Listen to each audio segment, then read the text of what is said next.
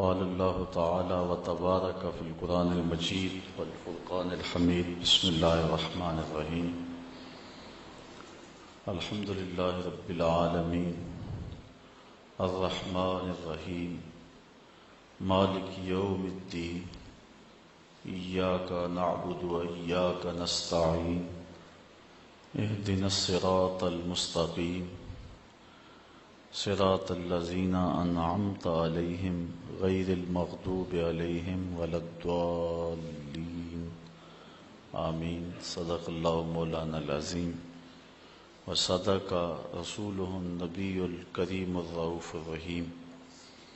اللهم نور قلوبنا بالقرآن وزين أخلاقنا بالقرآن وادخلنا الجنة بالقرآن ونجنا من النار بالقرآن.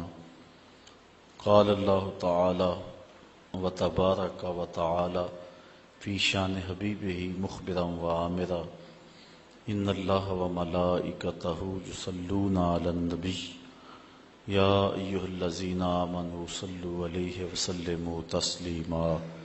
الصلاة والسلام عليك يا رسول الله وعلى آلك وأصحابك يا محبوب رب العالمين.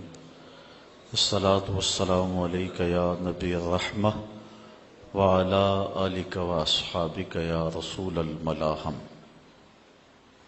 تمام حمد و ثنا تعریف و توصیف اللہ جل مجدہ الکریم کی ذات بابرکات کے لیے جو خالق کائنات بھی ہے اور مالک ششہات بھی. اللہ جل وعلا کی حمد و ثنا کے بعد حضور نبی اکرم شفیع امم رسول محتشم نبی مکرم صلی اللہ علیہ وسلم کے حضور ناز میں اپنی عقیدتوں، ارادتوں، محبتوں اور نیاز مندیوں کا خراج پیش کرنے کے بعد واجب الاحترام ذوی الاحتشام برادران اسلام، السلام علیکم ورحمۃ اللہ وبرکاتہ. آنے والے معزز محترم سامعین کو ماہ نور شہر رمضان المبارک کی آمد پر بصمیم قلب مبارکباد پیش کرتا ہوں. اللہ تعالیٰ جل شانہ ہمیں اس ماہ نور کی برکت نصیب فرمائے. زندگی میں ایک بار موقع مالک نے پھر نصیب کیا کہ اس شہر نور کی ماہ مقدس کی بہاریں نصیب ہوئیں. صلاۃ التراویح، سحری افطاری اور ذکر و اذکار، درس قرآن کے لطف دوبارہ نصیب ہوئے. اللہ تعالی جل شانہ ان برکتوں اور رحمتوں کو دامن میں سمیٹنے کی توفیق نصیب فرمائے. این سعادت بزور بازو نیست تا نہ بخشد خدائے بخشندہ. اللہ تعالی جل شانہ کے محبوب علیہ السلام نے ارشاد فرمایا کہ اگر لوگوں کو پتہ چل جائے کہ ماہ رمضان میں کیا ہے تو وہ آرزو کریں کہ پورا سال ہی روزے رہیں اور یہ مہینہ پورے سال پہ پھیل جائے. اتنی رحمتیں اور اتنی برکتیں اس ماہ نور کے دامن میں ہیں جو اہل ایمان کو نصیب ہوتی ہیں. رمضان المبارک اللہ تعالی جل شانہ کے ہونے کا یقین پختہ کرتا ہے. ایک تو یہ کہ ہم اس بات کو محسوس کرتے ہیں جو کہ حضور نے ارشاد فرمایا کہ جب ماہ صیام آتا ہے تو شیاطین جکڑ دیے جاتے ہیں. سلسلۃ الشیاطین. تو ہم اپنی آنکھوں سے دیکھتے ہیں وہی محلے، وہی گلیاں، وہی بازار، وہی شہر، وہی بستیاں، وہی دیہات اور قریے ہوتے ہیں.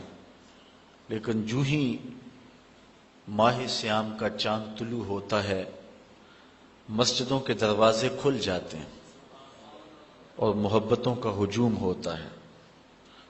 اور دوسری طرف ہم ایک نور اپنے دامن میں اترتا ہوا محسوس کرتے ہیں جو ہمارے بزرگ صوفیاء مراقبوں اور چلوں سے حاصل کرتے ہیں، محنت، تگ و تاز، جد و جہد، وظائف، پھر ایک نور پاتے ہیں اللہ جل شانہ کے ہونے کا، کہ وہ دیکھ رہا ہے ہمیں، یہ تیقن انہیں نصیب ہوتا ہے۔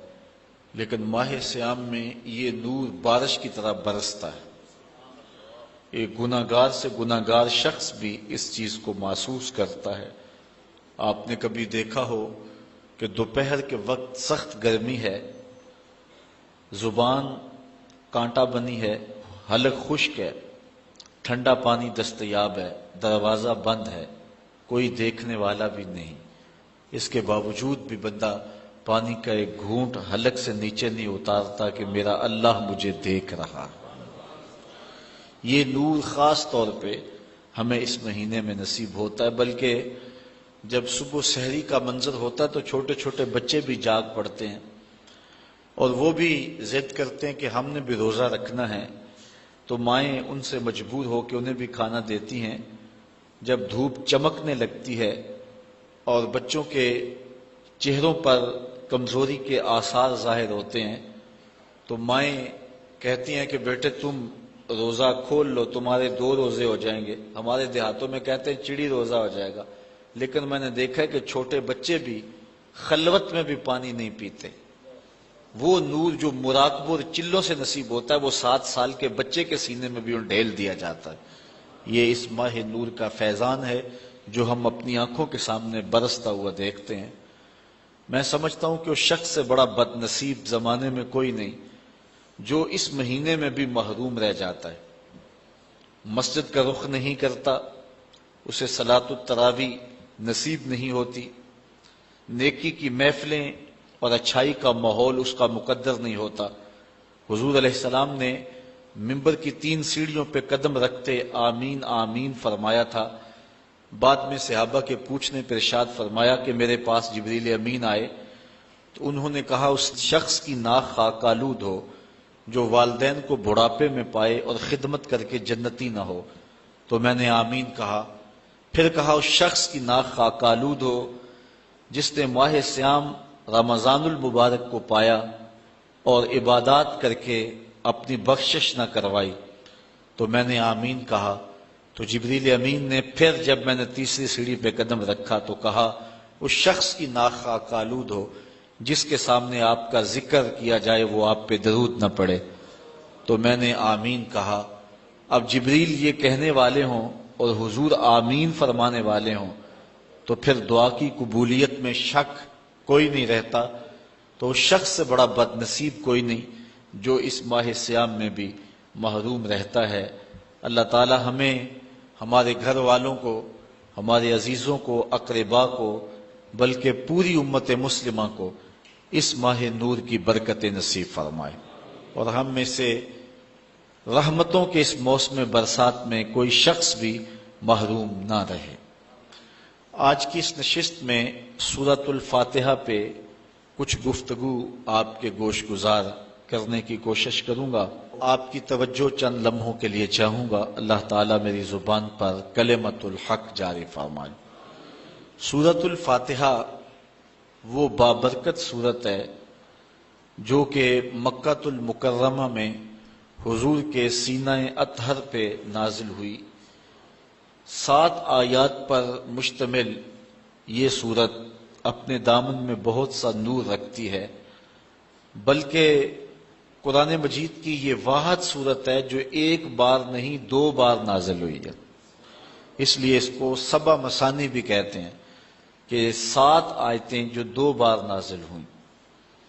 حضرت ابو سعید بن معلہ رضی اللہ تعالی عنہ جلیل القدر صحابی ہیں، نماز پڑھ رہے تھے تو حضور نے انہیں آواز دی۔ چونکہ وہ نماز میں مشغول تھے تو تھوڑی دیر کے بعد پہنچے۔ حضرت امام بخاری نے اپنی سند کے ساتھ اس روایت کو لکھا ہے۔ تھوڑی دیر کے بعد پہنچے تو آقا کریم نے فرمایا کہ میں نے تمہیں آواز دی اور تم نے آتے ہوئے دیر کیوں لگا دی؟ تو حضرت ابو سعید بن معلّہ عرض کرنے لگے حضور میں نماز پڑھ رہا تھا تو آقا کریم علیہ السلام نے ارشاد فرمایا کہ تو نے اللہ کا کلام نہیں سنا؟ یا ایھا الذین آمنوا استجیبوا للہ وللرسول اذا دعاکم، اے ایمان والو جب تمہیں اللہ اور اس کا رسول پکارے تو ان کی پکار پہ لبیک کہا کرو۔ یہ سورہ انفال کی آیت نمبر 24 ہے، اور حکم ہے اہل ایمان کو کہ جب حضور آواز دیں تو تم نماز بھی پڑھ رہے ہو، نماز چھوڑ کے نبی کی پکار پہ لبیک کہتے ہوئے حاضر ہو جایا کرو۔ اور پھر صحابہ اس واقعہ کے بعد حاضر ہوتے تھے اور آقا کریم جو کام کہتے وہ کام کرتے، اور واپس آتے تو جہاں سے نماز چھوڑی ہوتی وہیں سے نماز شروع کرتے۔ اوروں سے مخاطبہ کریں تو نماز ٹوٹ جاتی ہے، لیکن حضور علیہ السلام سے نہ کلام کرنے سے نماز ٹوٹتی ہے، نہ حضور کی خدمت میں حاضری سے نماز ٹوٹتی ہے۔ آقا کریم علیہ السلام کی خدمت میں نماز کے اندر ہی تو کہا جاتا ہے السلام علیکہ ایھا النبی۔ تو حضرت نبی رحمت صلی اللہ علیہ وآلہ وسلم نے فرمایا اے ابو سعید بن معلّہ، میں تمہیں مسجد کے نکلنے سے قبل ایک ایسی سورت بتاؤں گا جو 2 مرتبہ نازل ہوئی ہے اور جو 7 مثانی ہے۔ تو حضرت سعید بن معلّہ کہتے ہیں کہ حضور نے میرا ہاتھ پکڑ لیا، جب ہم مسجد سے باہر نکلنے لگے تو میں نے حضور سے عرض کی حضور آپ نے وعدہ کیا تھا کہ میں مسجد سے باہر نکلنے سے قبل آپ کو وہ سورت بتاؤں گا جس سے افضل سورت قرآن کے دامن میں کوئی اور نہیں ہے۔ تو حضور علیہ الصلوۃ والسلام نے ارشاد فرمایا الحمدللہ رب العالمین۔ یہ سورت 7 مثانی ہے، اور اس سورت سے افضل قرآن مجید کے اندر کوئی سورت نہیں ہے۔ اور حضرت ابی بن کعب رضی اللہ تعالی عنہ سے بھی اسی طرح کی ایک روایت مروی ہے جس کو امام ترمذی نے اپنی سند کے ساتھ روایت کیا ہے کہ حضور علیہ السلام نے ان کو آواز دی تو وہ بھی دیر سے پہنچے، تو حضور نے ان کو بھی یہ کہا کہ تم نے اللہ تعالیٰ کا کلام نہیں سنا؟ جب اللہ اور اس کا رسول پکارے تو پکار پہ لبیک کہا کرو۔ اور پھر حضور نے ان کو فرمایا کہ میں تمہیں ایک ایسی صورت بتاتا ہوں کہ جس جیسی صورت نہ تورات میں ہے، نہ زبور میں ہے، نہ انجیل میں ہے، اور نہ اس جیسی کوئی دوسری صورت قرآن میں بھی ہے۔ تو پھر حضور نے سورۃ الفاتحہ کا بتایا۔ یہ وہ صورت ہے جو ہر روز ہر نمازی ہر نماز کی ہر رکعت میں وقالتاً یا اصالتاً تلاوت کرتا ہے۔ اگر کوئی 5 گانا نماز پڑھنے کی توفیق رکھتا ہے تو وہ دن میں 48 مرتبہ اس سورت کو تلاوت کرتا ہے۔ تو یہ وہ بابرکت سورت، یہ ہمیں کیا پیغام دیتی ہے؟ آج کی نشست میں ہم نے اس پہ مختصر گفتگو آپ کے گوش گزار کرنی ہے۔ قرآن مجید کے اندر کل 114 صورتیں ہیں۔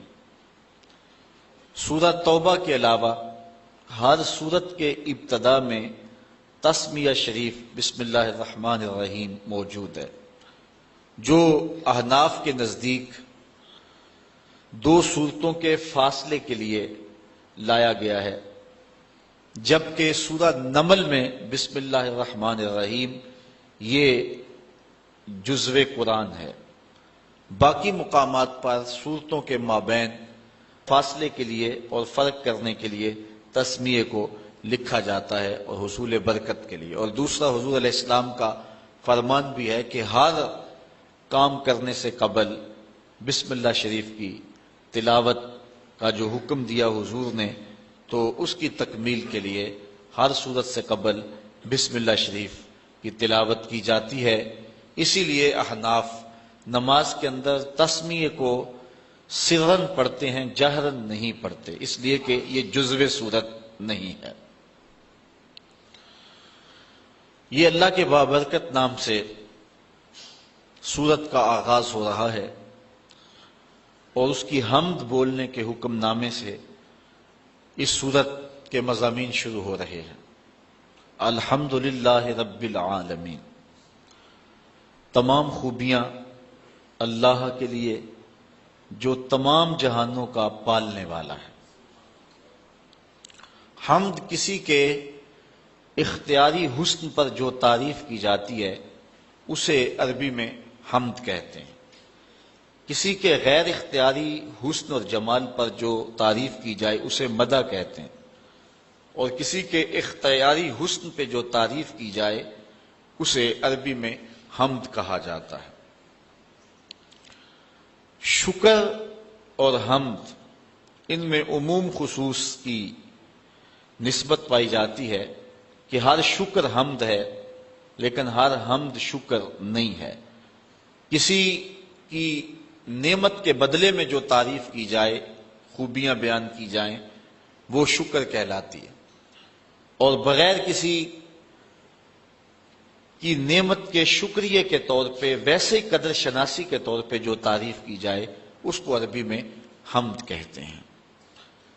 تو یہاں حمد کا حقدار کون ہے، حمد کس کے لیے ہو، تو یہاں یہی بیان فرمایا گیا، اور قرآن مجید کے اندر متعدد مقامات پر الحمدللہ کے لفظ موجود ہیں، اور جب یہ لفظ بندے کی زبان سے نکلتے ہیں تو حضور علیہ الصلوۃ والسلام نے فرمایا قیامت کے دن یہ میزان کے پلڑے کو جھکا کے دیں گے، اتنا وزن ہوگا اور ان کا جو ہے وہ اتنا تول ہوگا۔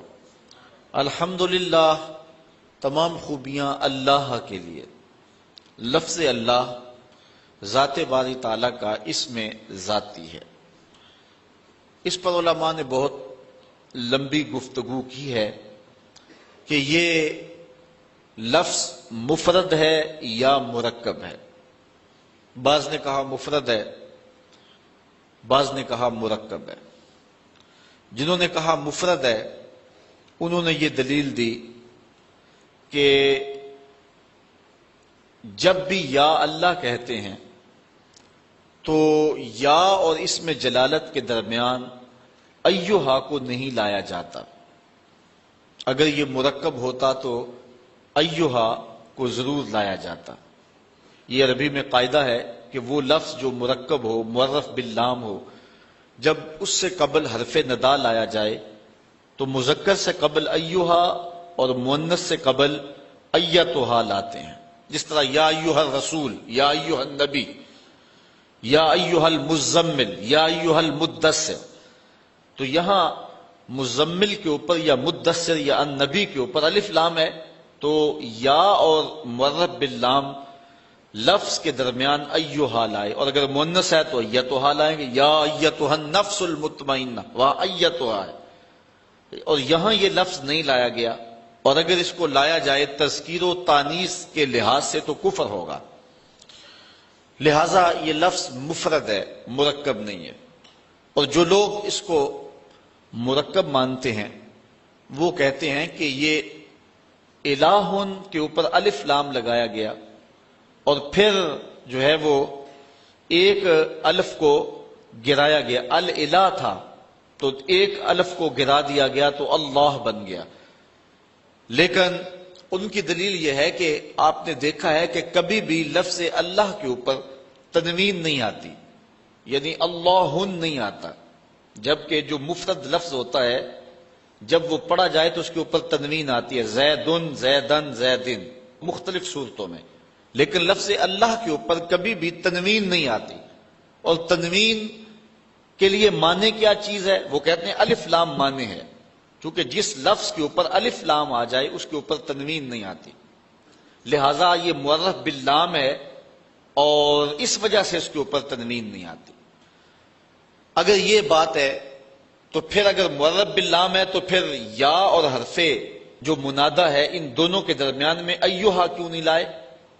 اور دوسری بات، اگر یہ مفرد ہے تو پھر دلیل یہ ہے کہ اس کے اوپر تنوین کیوں نہیں آتی؟ تو جس طرح اللہ کی ذات سمجھ میں نہیں آتی، اس کا اسم بھی سمجھ کی حدود سے برا ہے۔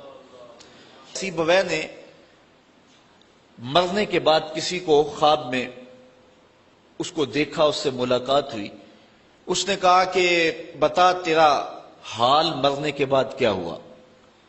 تو سیبویہ نے جو جواب دیا، میں یہ تھوڑی سی بحث کی ہے اس لفظ کے اوپر، وہ اسی لیے کی کہ سیبویہ نے جو جواب دیا ہم بھی اس کے مستحق ہو جائیں، ورنہ یہ مشکل بحث تھی، لیکن میں نے اس کے باوجود اس بحث کو چھیڑا اور دو چار باتیں اس پہ کر دیں۔ نصیب وے کہتا ہے میں ساری زندگی لفظوں کی کھال ادھیڑتا رہا اور بال کی کھال ادھیڑتا رہا، اور ساری زندگی میں لفظوں میں الجھا رہا، قرآن مجید کے معنی مطالب اس کی طرف میں نہ گیا، اور میں لفظوں پر ہی ساری زندگی بحث کی۔ مرنے کے بعد میرے مالک نے مجھے بخش دیا، تو میں نے عرض کی کہ مالک میرا کون سا نیک عمل تھا جس کی وجہ سے مجھے بخش دیا؟ تو ارشاد ہوا کہ تو نے لفظوں پہ ساری زندگی بحث کی، یہ تیرا کوئی ایسا عمل نہیں تھا، لیکن لفظوں میں بحث کرتے کرتے میرا نام بھی اس لفظوں کے اندر آیا، لفظ اللہ۔ کسی نے کہا یہ نکرہ تھا، الف لام لگا کے معرفہ بنایا گیا، کسی نے کہا یہ علم ہونے کی وجہ سے معرفہ ہے، لوگوں نے اس پہ بحثیں کی، لیکن نصیب وے کہتا ہے کہ میں نے کہا کہ یہ پہلے ہی معرفہ تھا، لیکن اس میں جلالت ہونے کی وجہ سے اس کو مزید معرفہ کر دیا گیا، تو یہ عارف المعارف ہے، یہ معرفہ کا بھی معرفہ ہے۔ کہتا کہ میں نے اس کے بابرکت نام کو عارف المعارف کہا، تو اللہ تعالیٰ جل شانہ کو میری یہ ادا پسند آ گئی اور میری مغفرت فرما دی۔ اس لیے میں اس کے بابرکت نام پہ تھوڑی سی بات کی ہے کہ باوجود کہ یہ علماء کا موضوع ہے، لیکن سارے لوگ پوری توجہ سے اس گفتگو کو سن رہے تھے۔ کس لیے سن رہے تھے؟ کہ ہمارے رب کے نام پر بحث ہو رہی ہے، تو اللہ کی رحمتوں سے یہ بعید نہیں ہے کہ اللہ اس کے صدقے سے ہماری بھی مغفرت فرما دے کہ یہ اجمی لوگ ہیں، لیکن میرے نام پر بحث کو غور سے سن رہے تھے، تو اللہ تعالیٰ جل شانہ اس کے صدقے ہم سب کی مغفرت فرمائے۔ تو کہا تمام خوبیاں اللہ کے لیے۔ اب یہاں الحمد کے اوپر جو الف لام ہے، یہ بھی علماء نے کہا جنس کے لیے، یا الف لام جنس کا ہے یا استغراق کا ہے۔ ان دونوں صورتوں میں معنی یہ بنتا ہے کہ ہر خوبی اللہ کے لیے، یا ہر چیز جس کو خوبی کہا جا سکتا ہے وہ اللہ کے لیے، یعنی ہر کمال، ہر تعریف، ہر وصف، ہر خوبی، اس کے جتنے بھی افراد ہیں، یعنی خوبی کی جتنی بھی صورتیں اور قسمیں ہیں، وہ سب اللہ کے لیے۔ اور دوسرا معنی یہ ہے کہ جسے خوبی کہتے ہیں، نفس خوبی، جنس خوبی، جنس کمال، جنس تعریف، وہ سب کے سب اللہ کے لیے، جس کی شان یہ ہے رب العالمین، جو تمام جہانوں کا پالنے والا ہے۔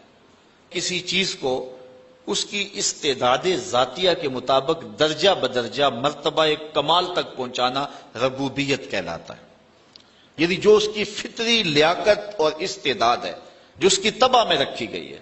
کبھی ایسا نہیں ہوا کہ آپ نے ایک مرغی کو بہت سارا دانہ ڈالا ہو اور وہ بڑھتے بڑھتے اونٹ جتنی ہو گئی ہو، اور کبھی ایسا نہیں ہوا کہ ایک اونٹ کو چارہ کم ملا ہو اور وہ کمزوری کی وجہ سے مرغی کی مقدار کو پہنچ گیا ہو، ایسے نہیں ہوتا۔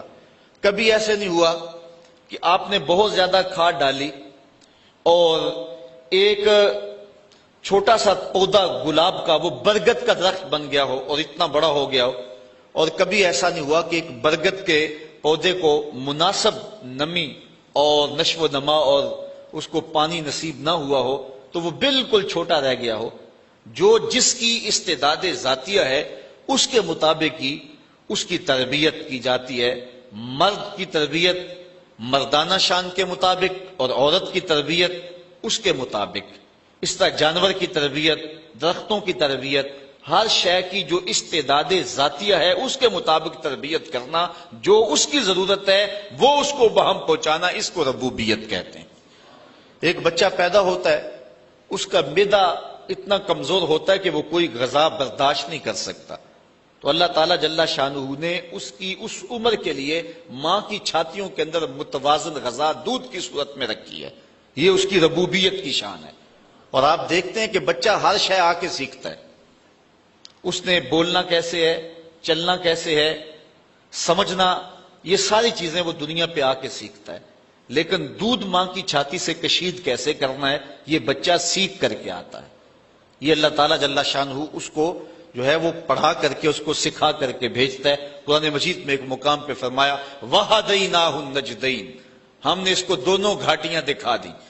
اور اس سے مفسرین فرماتے ہیں ماں کی چھاتیاں مراد ہیں کہ بچہ سیکھ کر کے آتا ہے۔ بطخ کے بچے کو تیرنا پہلے ہی آتا ہے، وہ دنیا پہ آ کر نہیں سیکھتا۔ اور مرغی کا بچہ جو ہے اس کے وظائف الگ ہے، وہ پانی میں نہیں جا سکتا ہے، تو اس کو اس کے مطابق تربیت دی۔ اور بطخ کے بچے کے پاؤں اس طرح چوڑے رکھے جس سے وہ پانی کو پیچھے دھکیل سکے۔ یہ اس کی استعداد ذاتیہ کے مطابق اس کی تربیت کی۔ جس کو چارہ چاہیے اس کو چارہ بہم پہنچایا، جس کو کھانا چاہیے اس کو کھانا بہم پہنچایا، جس کو دودھ چاہیے اس کو دودھ بہم پہنچایا۔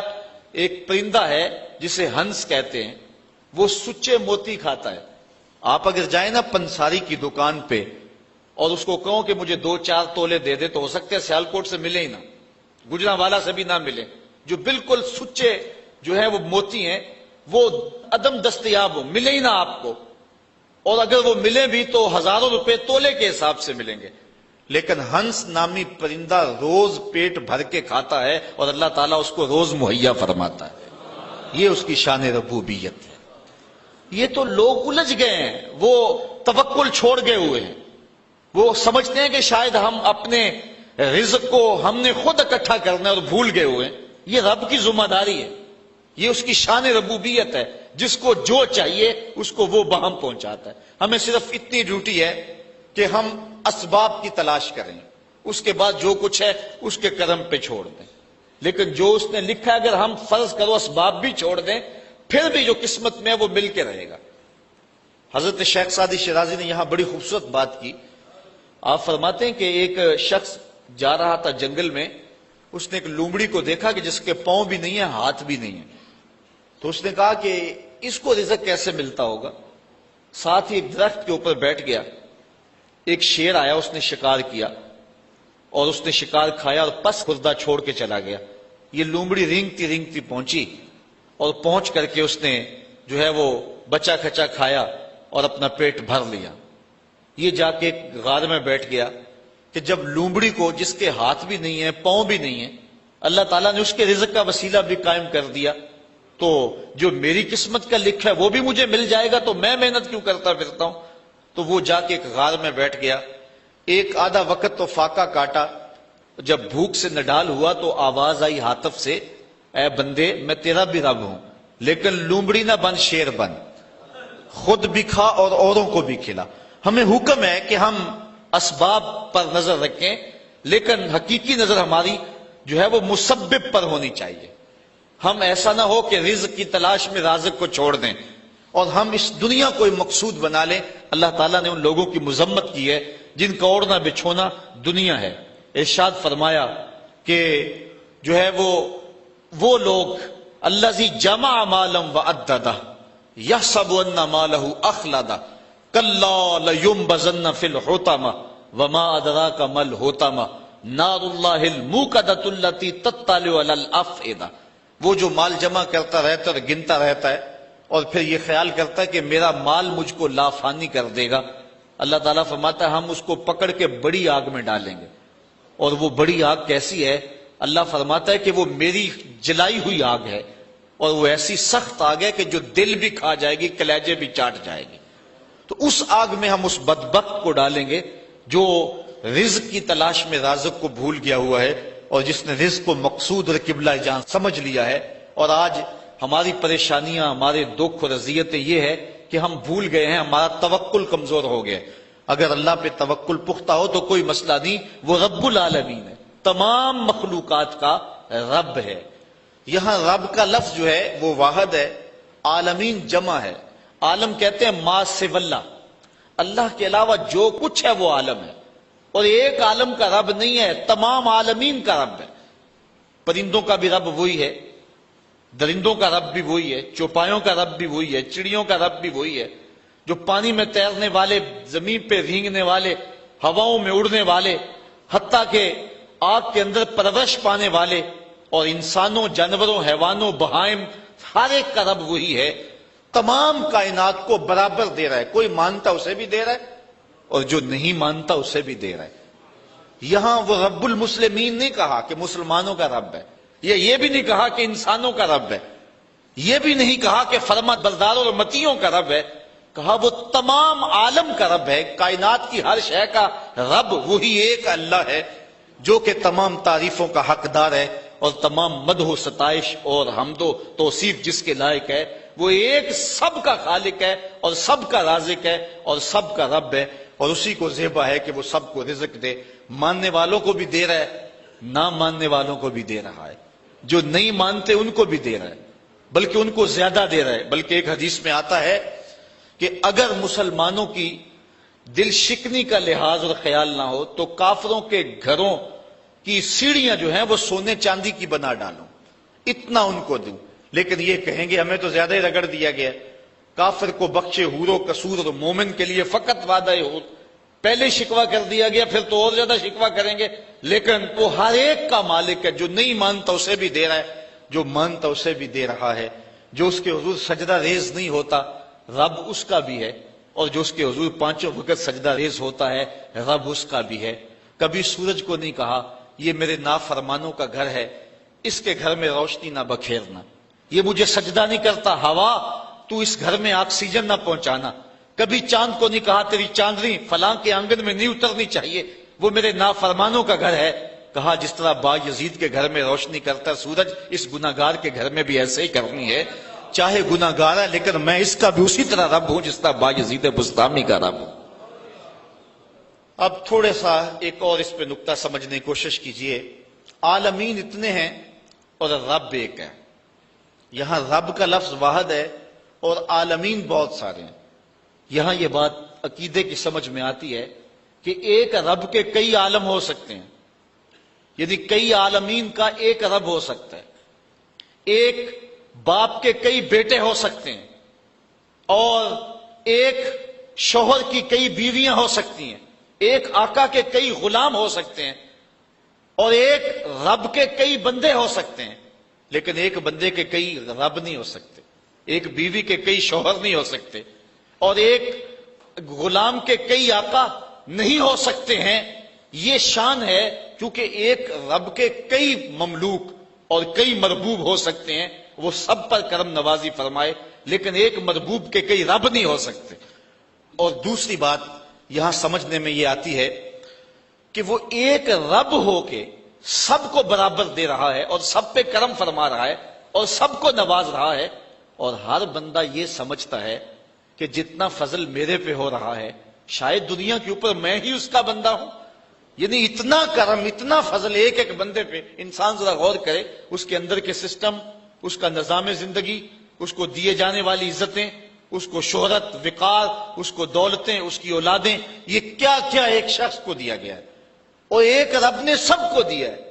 اس کے کئی بندے ہیں لیکن اس کے باوجود کسی کو کمی نہیں چھوڑی، ہر ایک کو بہم آکسیجن پہنچ رہی ہے، ہر ایک کو ہوائیں پہنچ رہی ہیں، ہر ایک کو سورج کی کرنیں مل رہی ہیں، ہر ایک کو چاندنی میسر آ رہی ہے، رزق کے دروازے پہ خیرات بانٹ رہا ہے ہر ایک کو۔ اس کے کئی بندے ہیں لیکن اس نے کسی کے لیے کمی نہیں چھوڑی، اور بندے کا کوئی دوسرا رب نہیں تھا، لیکن بندے کا انداز یہ ہے جس طرح اس کے کئی رب ہوں اور وہ اس کے حضور سجدہ کرنے نہیں جاتا، اس کو فرصت نہیں ملتی۔ ایک رب کے کئی مملوک ہیں، ایک رب کے کئی مربوب ہیں، لیکن اس نے کسر نہیں چھوڑی، اور ایک بندے کے کئی رب نہیں ہیں لیکن اس کا جو انداز ہے وہ کتنا بیگانگی والا ہے۔ تو کہا الحمدللہ رب العالمین۔ بات آگے بڑھائیے، الرحمن الرحیم، وہ تمام جہانوں کو جو خیرات دے رہا ہے، تمام جہانوں کی جھولیاں بھر رہا ہے۔ وہ کیوں بھر رہا ہے؟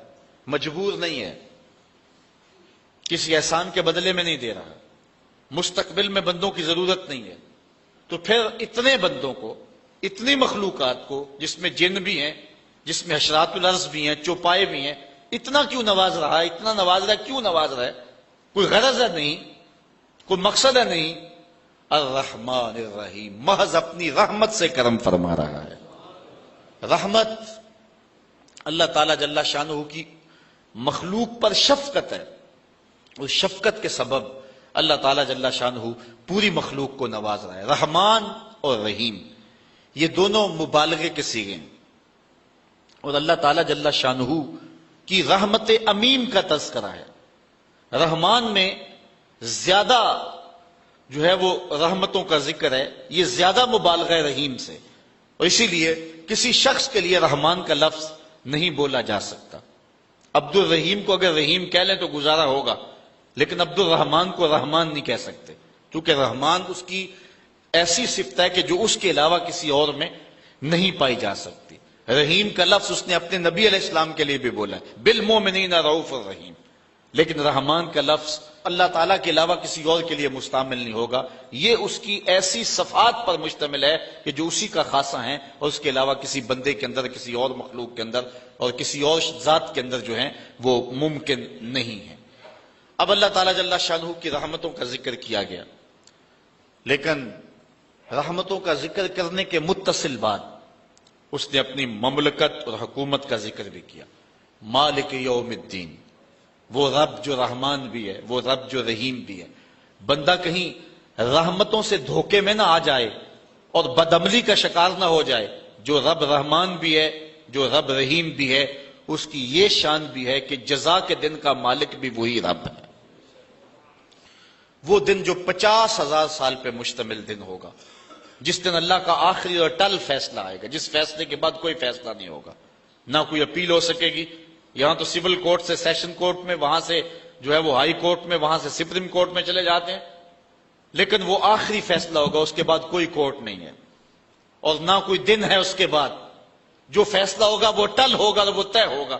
اس لیے بندے کو ساتھ ڈرایا بھی گیا ہے، کیونکہ ایمان خوف اور امید کی کیفیت کے درمیان ہے۔ حضرت